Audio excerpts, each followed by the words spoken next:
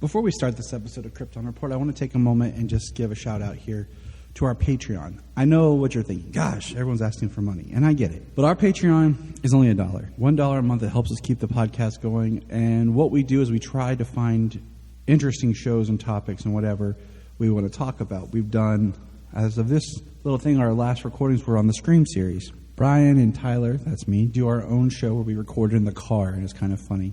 And we talk about pop culture or whatever is going on. We also have the Supernatural podcast we've been reworking. It's taken on some time just because of life. But we do movie commentaries as well. It's something that James and I have done, what we used to do on the main show that we've started doing here. So for $1 a month on our Patreon, you can get those shows. There's at least 4 a month. Also, there's my movie pitch show that I do. But also, what we want is if you're a Patreon, you can come on. You can come on the main show if you want. Or if there's something you want to come on and talk about, we can do it as a Patreon special. So all I want is for $1 a month, think about chipping in, joining our Patreon, and you have a voice to be a part of things. Follow the link in the link tree or in the show notes below, patreon.com/KryptonReport. Part of the Press Play Podcast Network. Look up in the sky. It's a bird. It's a plane. This is Jason J. Lewis, the voice of Superman on Justice League Action. This is Mark Wade, writer of Superman Birthright. You're listening to the Krypton Report.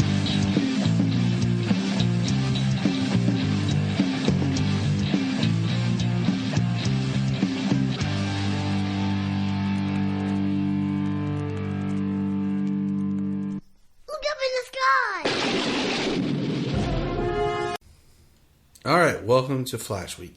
This episode was originally supposed to be a Patreon exclusive special, but we decided what the heck, we drop it in. So, welcome for joining us.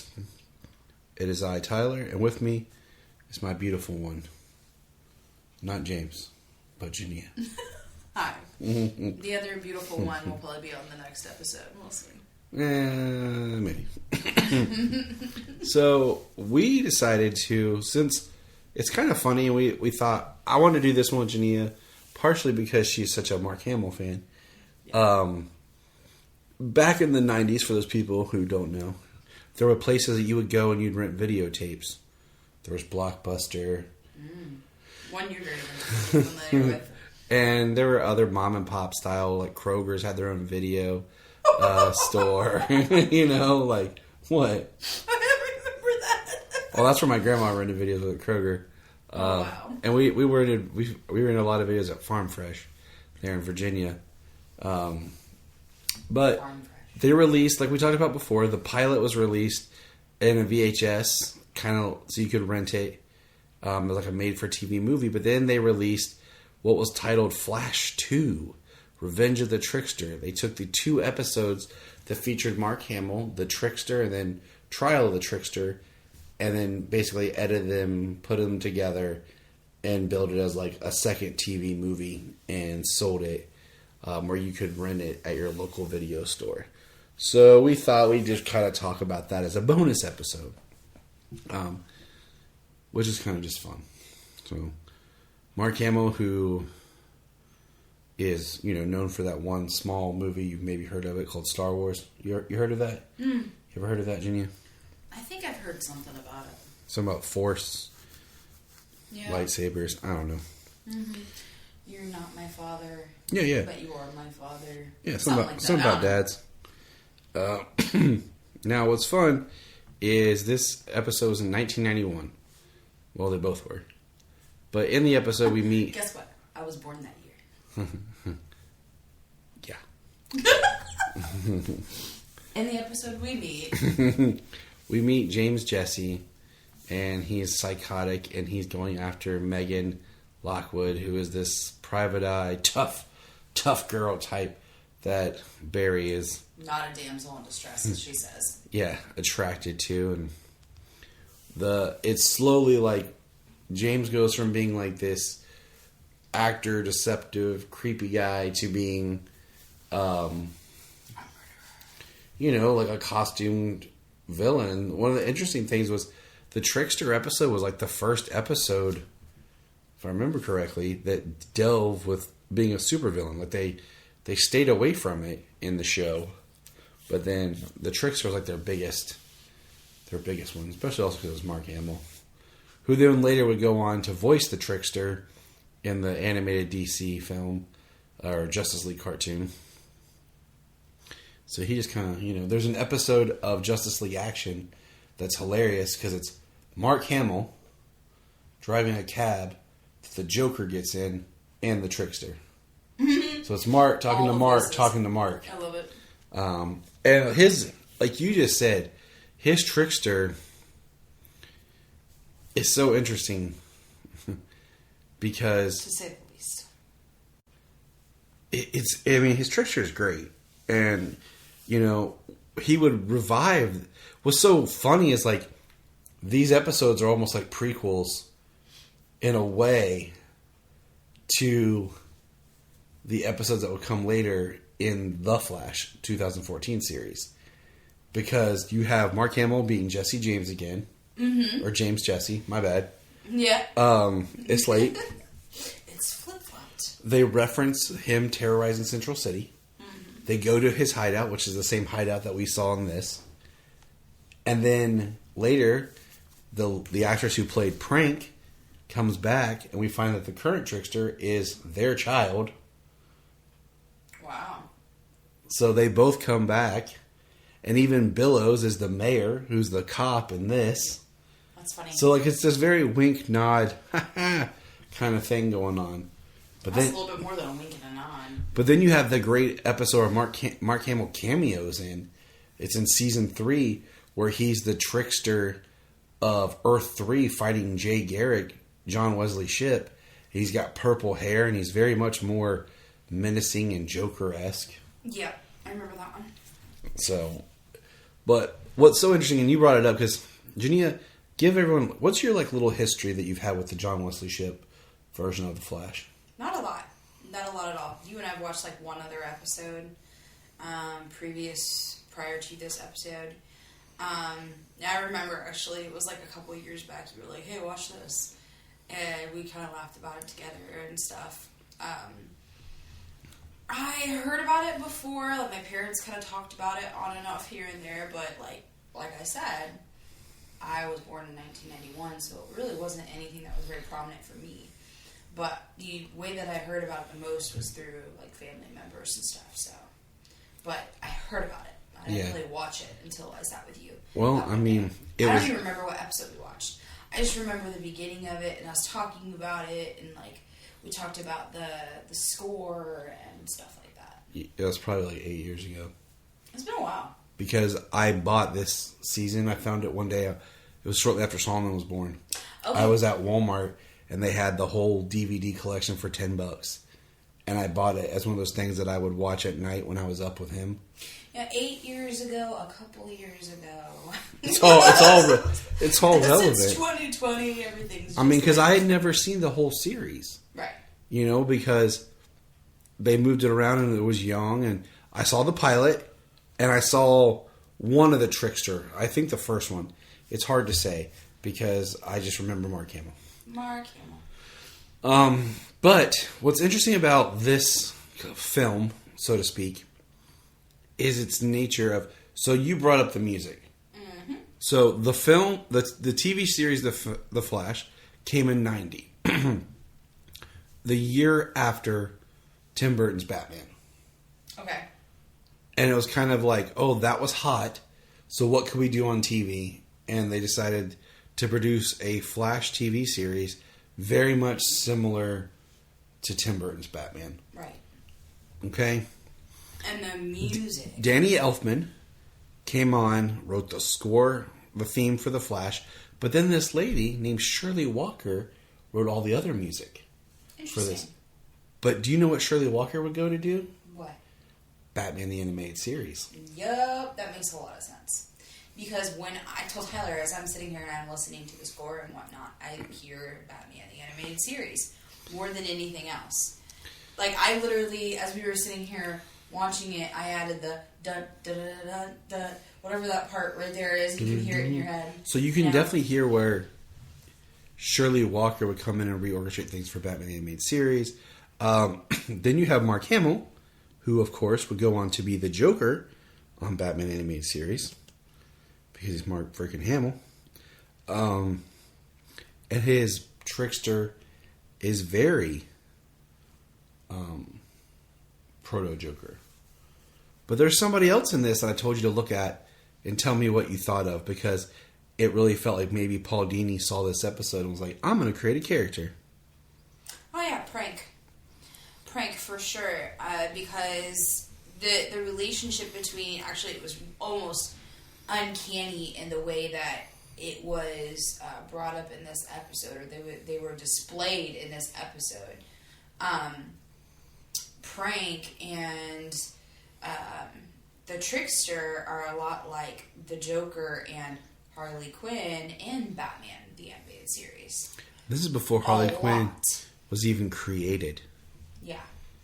Like, before she was even created. So this could have been an inspiration character, and I'm going to guess that it is for Harley Quinn's creation. But what's interesting is I caught Mason says that he put her in a very Harley Quinn jester outfit, or Harley Quinn something outfit, when he tries to make her Prank in the first episode, before we actually get the real Prank in the second one. Yeah. And if you look at when Mason comes into the courtroom, her color scheme and patterns are pre-Harley. It was like a red, orangish looking jacket, a white shirt with black, and then there was diamonds. Oh, I didn't see that. Yeah. Pretty interesting. Paul, if you did copy, it's cool, bro. We all need something that inspires us, you know. We all need, as creators, like, there's something that, like, you bounce off of. You're like, oh, hey, that's a cool idea, and then you just create your own version of something. You know, that's just creation in general. But yes, you're right. And I say it's interesting because Mark Hamill was not the first actor cast to voice the Joker. It was Tim Curry. I believe that. And he went in and did some lines, and there's recording out there that's never been released. It's probably that'd be so cool. Of his voice. And all I've ever been able to discover was it was similar to his Pennywise voice. So it would probably have been too creepy in that aspect. Or, and I mean this with the utmost respect, because I really look at Tim Curry as somebody who is extremely talented and I respect as a major talent. But I could see it being something that was even a little too cheesy, you know? Not... Because Mark Hamill... There's a playful menace to it. Well, the reason why he's so entertaining as the Joker is because he goes from these highs and then he goes down into these lows. And the lows, when he goes to the lows, you're like freaking terrified. Because you know that he's like about to do something heinous. Mm-hmm. You know? But then he makes everything playful and fun again. And you just, his voice and his demeanor, even here with the Trickster, we see, like, he is the perfect candidate for that. Because he can play the spectrum. Yes. Easily. And he can play it from, like, if we're talking in the theme of music here, it'd be like jumping from, one octave to, like, 3 octaves down. Like, the dude is just, like, all over the freaking scale. You know? Oh, I totally do. I mean, it's impressive. Like I told you, it's amazing how he's been, the definitive Joker for so long. What else I found? I found this interesting. I didn't realize I was doing some research. So this show is influenced by Batman '89. These 2 episodes, makeshift 1991 movie, influences another director. When this director decides to make a film called Batman Forever and Batman and Robin. So Joel Schumacher was heavily influenced by the Flash Trickster episodes. That makes a lot of sense, especially when you look at Batman and Robin. I read that, and then I'm watching this with you, and I'm like, oh, dear Lord.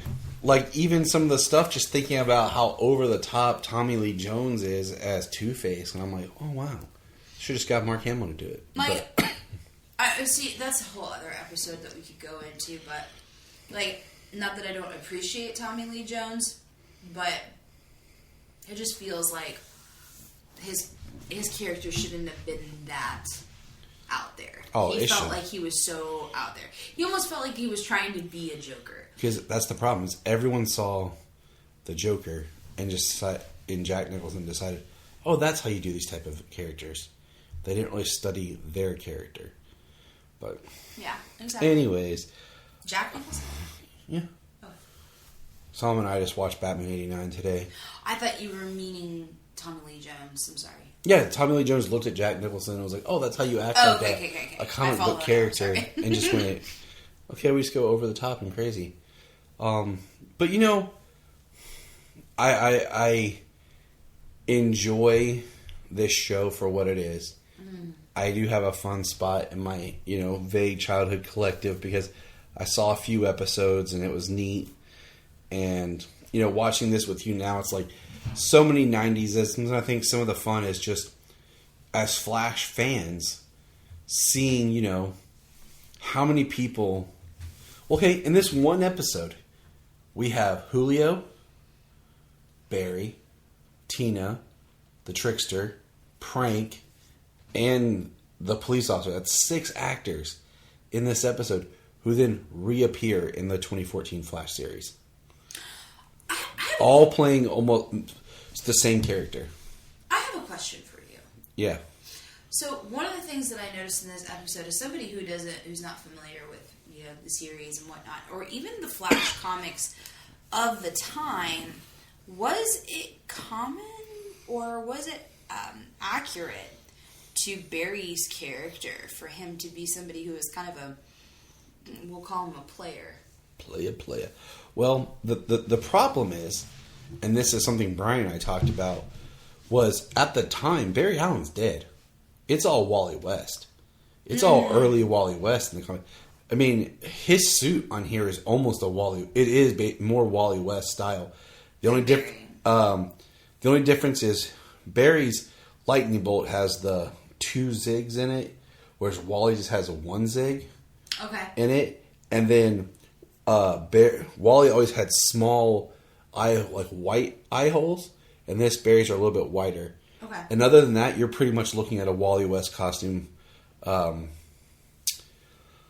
So you have Barry, and then you have Wally, and John Wesley's kind of an amalgam of the 2 characters. So it's more accurate to Wally, is what you're saying, as far as Wally was much more of a fun-loving, confident person. Barry was always more, from what I've read, and I haven't read everything, more kind of hindered, and Iris is in the pilot of this, and she's nothing like her comic counterpart. And then after the pilot episode, they wrote her out and tried to do the will they won't they thing with him and Tina. I felt like, to be honest with you, like if there was anything that bothered me in the show was like, just from what I know of Barry Allen and the Flash, like that conceptualization of his part of his character with the female, side characters there, like it felt forced and it felt inauthentic to the character. You're like, hey, you're no Dick Grayson, dude.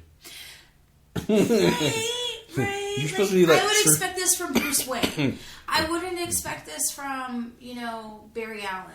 Like, to me, he's a little bit more nerdy, squeaky clean guy. Yeah, wholesome. Barry's a science nerd. I don't know. Yeah, wholesome is a good way of. It's a very good way of summing him up. Like, so it is like it's kind of supposed to be a little '90s, a little edgy.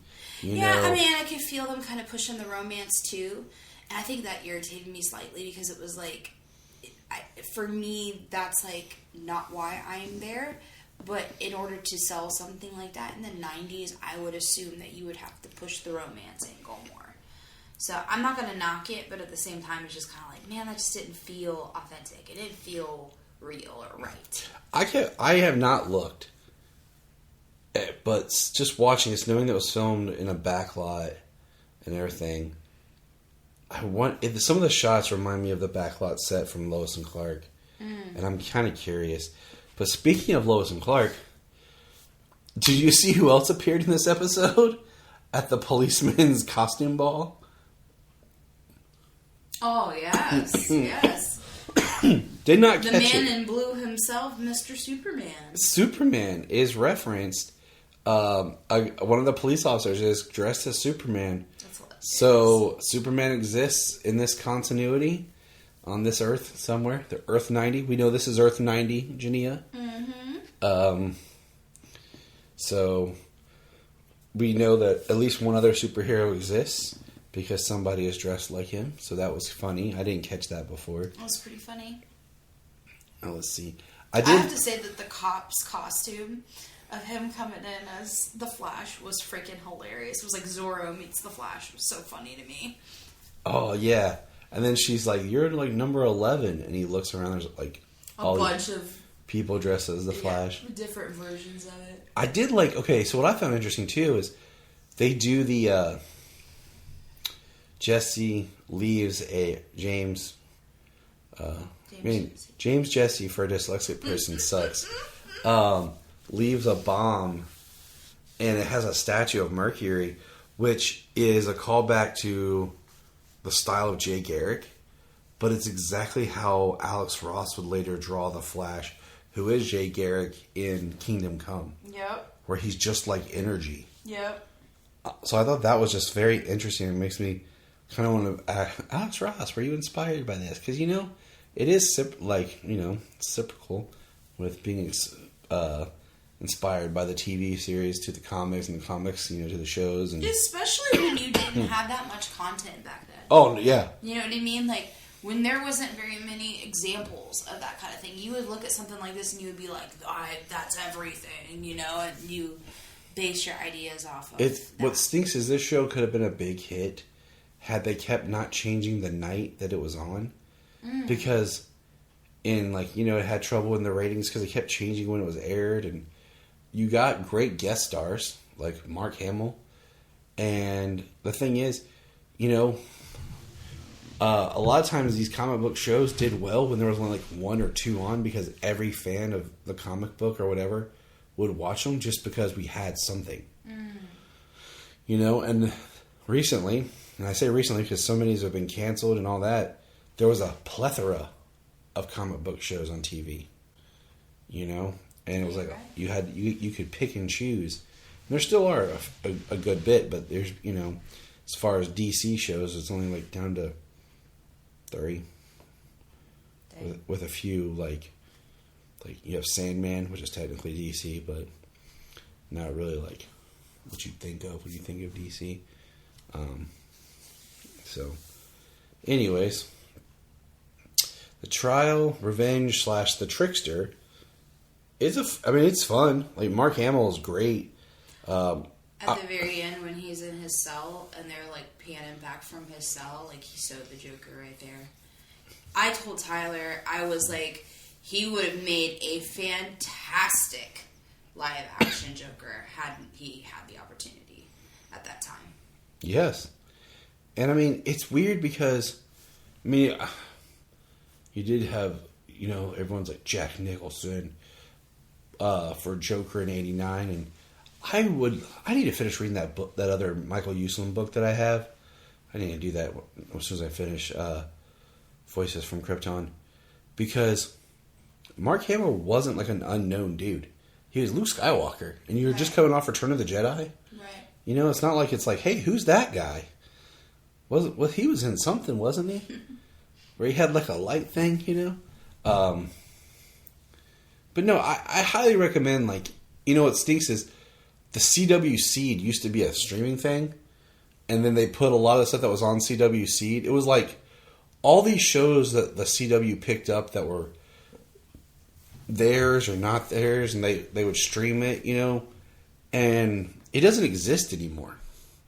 Like, some of the shows went on the CW app, but the CW Seed had some interesting stuff, and for the longest time, The Flash was on there.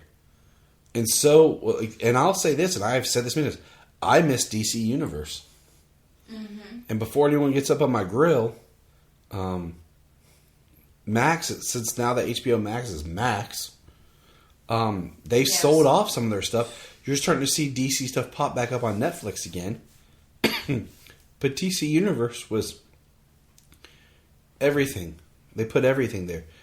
You know, The Adventures of Superman, Superboy, The Flash, Wonder Woman 77, the old Shazam stuff. The stuff that people like me who appreciate these characters would like to go back and just visit, you know? Absolutely. And now that it's not there, there's nowhere to watch The Flash.